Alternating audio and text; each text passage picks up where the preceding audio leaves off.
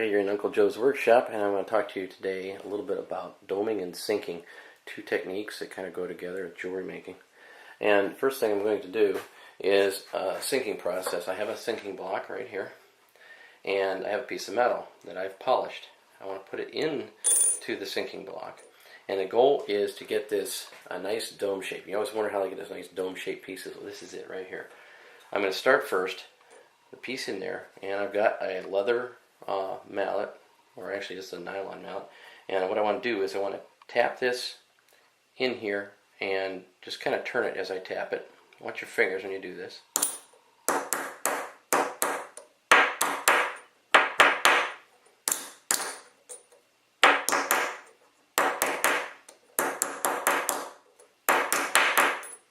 Starting to move now.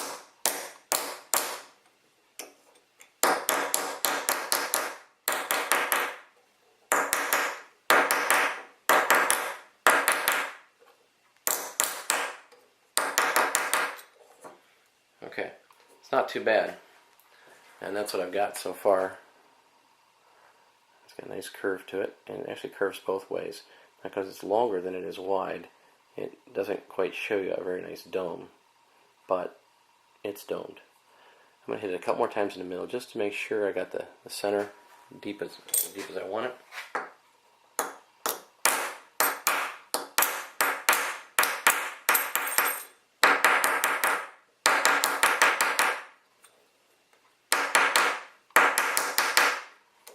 Okay, that's better. I have a low spot. One more time. Just inspect it. I'm kind of picky, and if you're making jewelry and you try and sell it, you're going to want to be picky.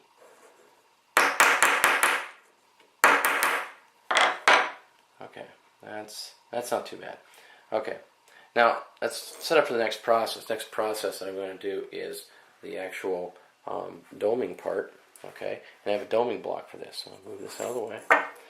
Bring my little anvil over, which I have a doming block on the top of. It's set up a little higher than what I like it to be, but for this demonstration it'll work. If this will stay in place.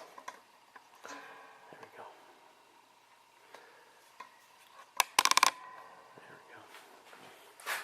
There we go. Now, in the doming process, you can hit this again with a mallet, that's fine. But what I want to do really is add a texture to this. So in order to add a texture to a surface, if you want a nice polished texture, use a polished hammer. Otherwise you have to go back and clean it up. In this case I have a hammer that is polished to about 2000 grit sandpaper, and it's nice and shiny.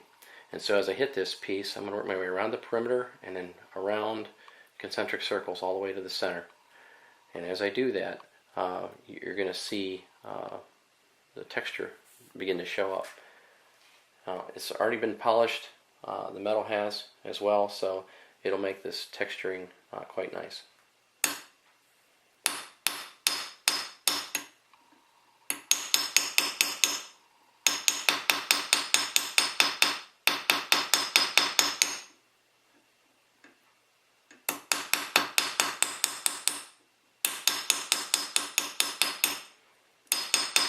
It's rather important to have good hammer control. You can scratch up a really nice hammer by hitting the steel to steel.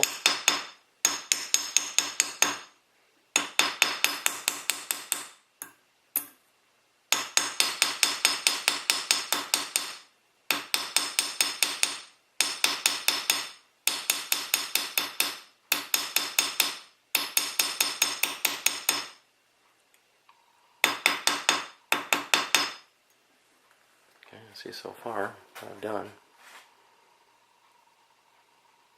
Little polished dimples. And about almost halfway actually.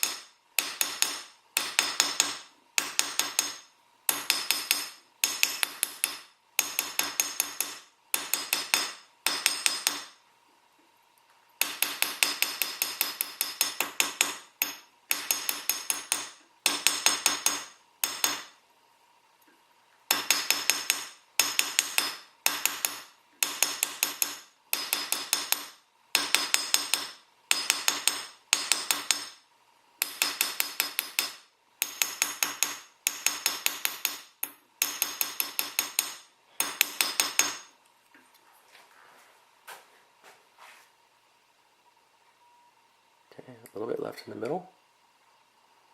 It's just about done.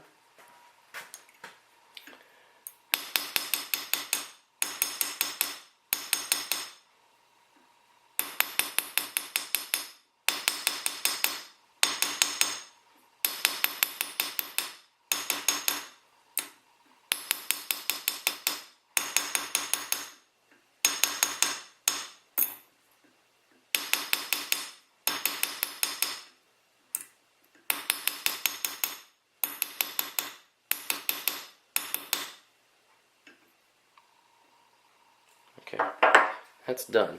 Now, this is just a polished hammer making a polished mark. There are some other techniques that you can use, or other hammers you can use with different textures on them, and they have little patterns. Those patterns will create really interesting designs in the metal. But this is just a basic sample. It didn't take very long to make it.